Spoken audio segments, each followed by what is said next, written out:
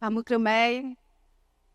Inicialmente, eu quero convidar cada um de vocês a uma viagem, talvez uma viagem ao tempo. Então, eu peço a cada um de vocês que feche os olhos.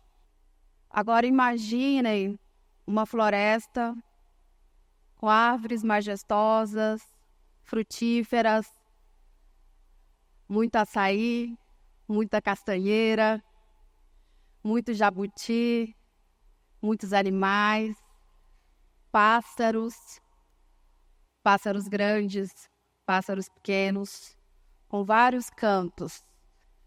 E se você olhar para o alto agora, você vai observar uma ninhada de arara. E isso eu sempre gostei de observar quando eu percorria no rio para a aldeia, que era olhar para o alto e observar a arara ensinando o primeiro voo dos seus filhotes. Aquele barulho lindo, maravilhoso da arara sobrevoando e ensinando os filhotes a voar. Agora podem abrir os olhos. Essa é a memória, um pouco da memória da terra indígena Kayapó. Essa é a memória da minha infância, da aldeia, do chão da terra, do canto das mulheres, das festas, do momento da pintura corporal com o meu povo, com as mulheres, da brincadeira das crianças nos rios, sem medo. Um rio limpo, fresco, cheio de peixes, que agora imagine mergulhando nesse rio. É o tempo. Um tempo e uma lembrança que eu carrego para sempre na minha vida. E eu aprendi com meu pai que a educação começa na floresta. E essa foi a minha primeira educação. Essa foi o início da minha formação. Foi o início do meu diálogo, de entender o meu mundo, de entender que mundo é esse, ao qual eu pertenço, a qual eu tenho minha raiz, lá na aldeia Ucra, na terra indígena Kayapó.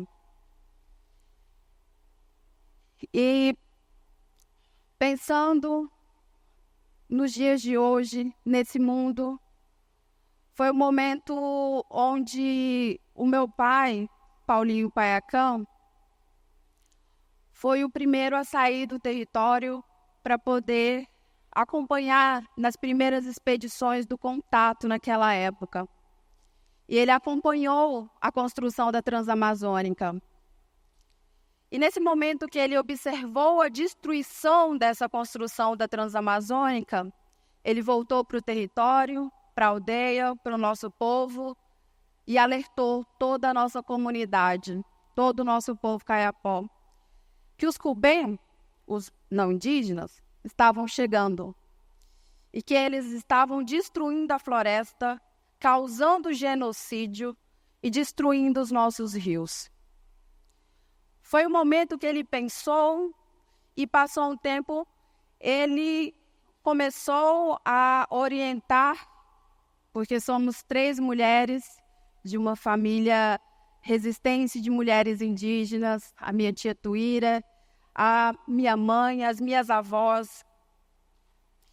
E ele, logo de início, ele já pensou nisso e falou para a gente, para as 3 filhas, para as 3 irmãs, que o caminho seria estudar, que o caminho seria ir para a cidade, que essa seria a nossa sobrevivência. O meu pai, ele não estudou na escola do Kubem, do não indígena. A formação dele, como ele sempre dizia, em toda apresentação, ele falava, eu sou formado na cultura do meu povo. Nela, eu tenho um doutorado. Então, por isso, o equilíbrio hoje entre a educação, essa formação e os conhecimentos tradicionais do nosso povo, a nossa raiz, a nossa memória, a nossa história. Foi quando ele decidiu que mesmo essa importância da gente estar dentro do nosso território, a importância dos estudos. Porque da mesma forma que lutamos com flechas, bordunas, com os nossos cantos, com os nossos rezos, também precisamos aprender a falar português. Aí eu vou fazer uma pergunta. Quantas pessoas aqui sabem falar caiapó? Levantem a mão.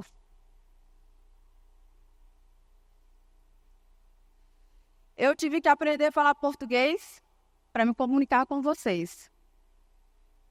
Tivemos que aprender a falar uma outra língua porque a sociedade colonialista em nenhum momento quer falar o nosso idioma. Nenhum momento ele quer nos entender a partir da nossa língua, a partir do nosso conhecimento. Daí, meu pai decidiu que levaria a gente para a cidade. 3 mulheres. A primeira vez, 3 mulheres caiapó saindo do território. Naquela época, como eu sou mais nova, mas minhas irmãs mais velhas, naquela época não tinha nenhuma mulher na cidade, mulher caiapó, e nem falando português. Foi um desafio muito grande, foi muito difícil. E dentro desse sistema colonial que a gente teve que se inserir, eu percebi que existiam outros mundos, além daquele mundo e da minha memória do passado, que ainda é presente. E observando outros mundos, eu pude observar também quando meu pai presenciou a construção de algo que ia destruir, que destruiu vários povos. Eu também observei a destruição da sociedade não indígena nos nossos territórios. A partir daí, eu observei que eu precisava acompanhar os meus pais nessa luta também. A minha família, o meu povo. Foi quando eu decidi realmente estudar. Quando eu decidi realmente que o caminho seria esse. Enquanto toda a comunidade não concordava com meu pai. Porque como assim levar 3 mulheres para a cidade? Elas não sabem falar português. E meu pai sempre falava, elas vão ajudar vocês no futuro. E hoje, nós retornamos para os nossos territórios, ajudamos, eu me sinto feliz de estar ajudando o meu povo, de estar colaborando em vários processos em relação aos direitos dos povos indígenas, tanto caiapó, mas os povos indígenas em geral. Me formei, sou bacharel em Direito, sendo a primeira mulher caiapó numa graduação e em Direito.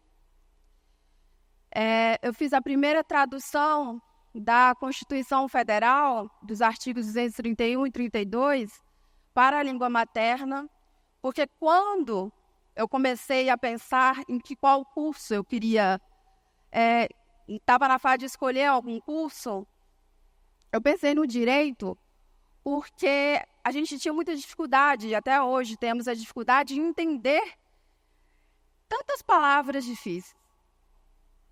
É um outro mundo jurídico, onde tentam nos enganar, colocam palavras difíceis. E eu comecei a pensar, eu quero entender o que é esse tal de direito, para poder explicar para o meu povo, para poder explicar para o meu pai.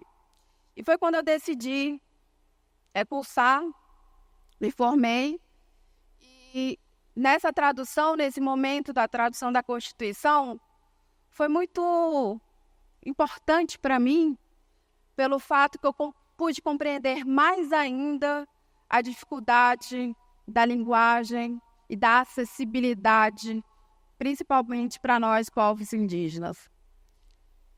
Durante a elaboração da Constituição para a língua materna, eu tive que fazer várias leituras novamente e, dentro disso, explicar o que era o direito, o que era esse sistema jurídico do CUBEM. Porque nós temos o nosso próprio sistema de justiça. Nós temos regras, princípios dentro do nosso povo. Só que o sistema de justiça não quer enxergar isso. Ele enxerga o dele, mas o nosso não. E o primeiro ponto de direito que a gente aprende dentro da nossa comunidade é o direito da preservação da nossa floresta, dos nossos rios, dos animais. Para nós, povos indígenas, a floresta também é sujeito de direitos, porque respeitamos cada ciclo, cada momento da floresta, dos animais. E diante disso, foi importante ter essa leitura para poder explicar para o meu povo sobre a Constituição, porque meu povo também estava presente, o meu pai, os meus avós, minhas tias, na Assembleia Constituinte em 1988. Durante esse processo, foi difícil, porque eu tinha que explicar do jurídico para o português e do português para o caiapó. E dentro disso, eu tinha que explicar uma tradução, na verdade, duas traduções, que me chamou muita atenção. Que uma, eu estava tentando imaginar como que eu explicaria a hierarquia das normas do direito. E aí eu, tentando explicar, o parente levantou a mão e falou, já sei, é igual a castanheira. A pirâmide, a gente não consegue alcançar, a castanheira, a gente não consegue alcançar o topo. Então, ela não pode ser alterada, a gente não pode alterar em cima. E isso me fez compreender mais ainda como que o meu povo entende direito e como esse entendimento do sistema jurídico. E outro ponto foi sobre crença, a palavra crença, que é no artigo 232, acredito. E a palavra crença, como que vamos traduzir crença? E os mais velhos se reuniram um canto, os jovens e outras mulheres, e começaram a discutir o que é crença. Aí, novamente, levantava a mão, eu entendo crença, mas para o nosso povo, respeitamos a cobra que está lá no rio, o animal que está em tal lugar, porque os pajés falam com os espíritos da floresta. Então, nossa crença é a floresta. A nossa religião é a floresta. E começamos a fazer essa tradução. Traduzi também a Convenção 69 da OIT, que recentemente foi publicado pelo STF, um momento importante para o meu povo e para os povos indígenas quando a gente trata dessa acessibilidade em relação às línguas. E foi um momento importante dentro dessa luta, porque mesmo classificando na cultura do meu povo jovem, acompanhar os mais velhos dentro dessa luta e dessa resistência. Eu cresci nesse mundo de luta, nesse mundo onde que eu aprendi que a resistência, ela é o primeiro passo da nossa existência.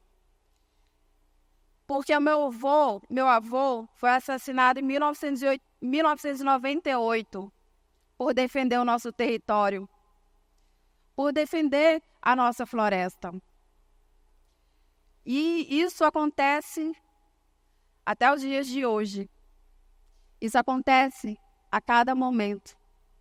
A cada liderança, a cada comunidade que denuncia a invasão de garimpeiros, a invasão de madeireiros, de empreendimentos ou de qualquer coisa que destrua a nossa casa, a nossa floresta. E diante disso, esse momento de sentir o que acontece da nossa terra, o que acontece com os nossos familiares que vão cedo, que partem cedo e que tem muito a colaborar com esse processo de resistência. Eu fico pensando qual será o nosso futuro diante dessa situação. E muitas pessoas, principalmente com o bem, sempre me perguntam Mas como vamos frear as mudanças climáticas, as alterações climáticas? E sempre respondo, a resposta ela é simples. Estamos aqui todo momento falando da resposta. A resposta está na floresta. A resposta está na floresta em pé. Ela está na diversidade da cultura de povos dentro da floresta. Ela está na castanheira em pé, que gera frutos. Ela está em todos os lugares, inclusive nos espaços onde consideramos espaços espirituais. A resposta para a gente barrar tudo isso está na floresta. Só que para isso, precisamos que o judiciário, o legislativo e o executivo respeitam os direitos dos povos indígenas, os direitos ambientais. Os nossos direitos sejam respeitados dentro dessas 3 casas. Porque essas 3 casas que estão querendo destruir e tomar posse do que é direito e do que é nosso. Para gerar grandes empresas, para gerar esse sistema capitalismo que todo tempo a gente está falando, para alimentar esse sistema que a todo momento estamos falando, de grandes empresas, de lucro, de dinheiro. Mas o que vale ou será que compensa tudo isso se a gente olha para o lado e a gente vê só fumaça? Se a gente acorda cedo e não consegue respirar direito? Durante a Eco 92, já falávamos sobre mudanças climáticas. E durante a Eco 92, o meu povo, meu pai, já estavam presentes. E outras lideranças indígenas. E eu lembro exatamente de um pajé, Caiapó, Waianá, e que ele falava, inclusive o cacique Raoni sempre fala isso, em todas as mensagens dele. Um dia, vocês não vão conseguir respirar direito. Chegará um dia que vocês não vão conseguir respirar direito. Que vocês não vão ter água limpa para beber. E que a floresta vai começar a dar resposta de tanta violência que ela está sofrendo. E eu acredito que esse momento chegou. A gente não tem mais tempo. A gente não tem mais tempo para poder pensar em relação à floresta e salvar a nossa terra, o nosso território, nossa comunidade e principalmente para gerações futuras. Quando a gente pensa no futuro, a gente tem que falar do presente. Não adianta a gente falar do futuro sem salvar o agora. Sem pensar agora o que a gente está fazendo para mudar e para barrar, para proteger a floresta. Como eu disse, a resposta está na floresta. A resposta está na nossa cultura. A resposta está na ciência tradicional. A ciência tradicional nunca foi respeitada.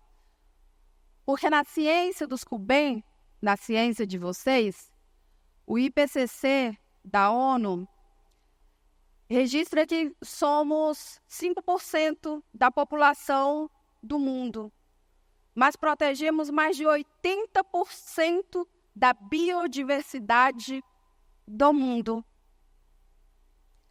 E por que 5% protege a biodiversidade do mundo? São os nossos conhecimentos tradicionais, são os nossos pajés, são os nossos cantos, a nossa cultura, a nossa resistência. É exatamente isso que está salvando vocês. É exatamente isso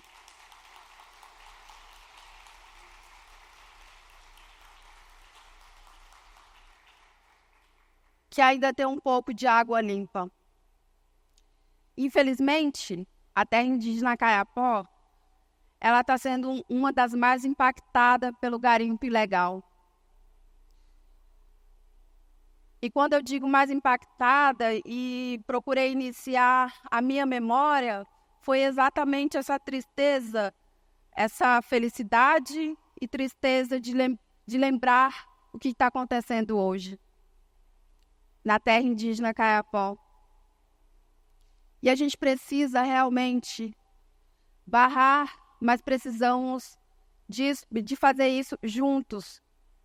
Porque eu acredito que nós, povos indígenas, temos o nosso conhecimento tradicional de cada povo, de cada comunidade, de cada pajé. No meu povo, cada pajé fala com o espírito de um animal. Ele conversa. Muitos espíritos, quando eu escuto isso dos pajés, eu fico pensando nesses avisos. Que muitos pajés, eles falam, não, eu conversei com o espírito da floresta e ele falou que vocês vão sentir muito vento forte, muita chuva forte. E tudo isso que a gente está falando, muitas vezes é ignorado.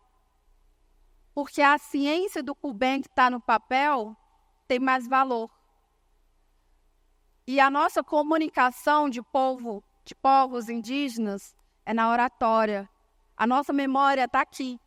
Eu escrevi no papel algumas coisas para poder lembrar, mas não utilizei, porque está aqui.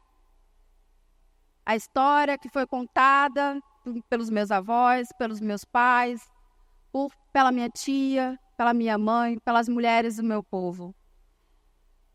Eu acredito que a gente pode mudar e reverter a situação que a gente está enfrentando hoje. Mas a gente precisa realmente ter consciência dos nossos atos. Precisamos ter consciência do que a gente está fazendo. A gente não pode ficar igual os não indígenas que só querem lucros, lucros, lucros, lucros. Sendo que a resposta está aqui do lado. A resposta está aqui na nossa frente. E a gente está rodando o mundo procurando soluções. A gente vai para fora do Brasil procurar soluções. A gente conversa com grandes empreendimentos para procurar alguma solução. A resposta está nos conhecimentos ancestrais.